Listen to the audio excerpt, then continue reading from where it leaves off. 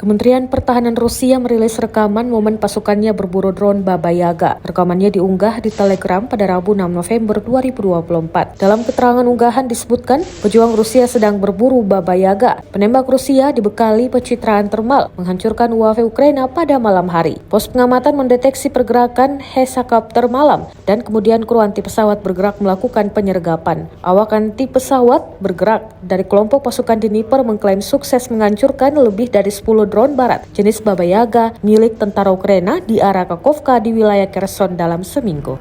Налаживали взаимодействие. Цель очень маленькая, по сути, это головная мишень, 35 сантиметров высотой. То есть она, казалось бы, она огромная, потому что у нее лучи большие, да, двигательные стройки.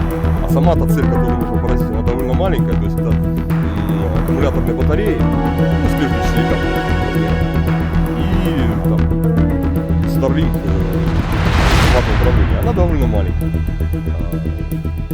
Летит она быстро, 70-80 метров в километр. Есть, вижу.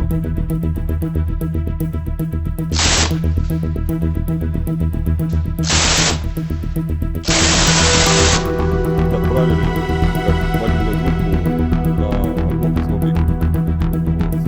Первую примерно неделю задачи пошли. Первую неделю сначала отслеживали маршруты, как она летает, какие высоты, какие маршруты,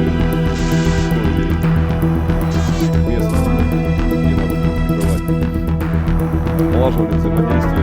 Цель очень маленькая, по сути, это головная мишень, 35 сантиметров. Она, казалось бы, она огромная, потому что у нее лучи большие. Download Tribun X sekarang, menghadirkan lokal menjadi Indonesia.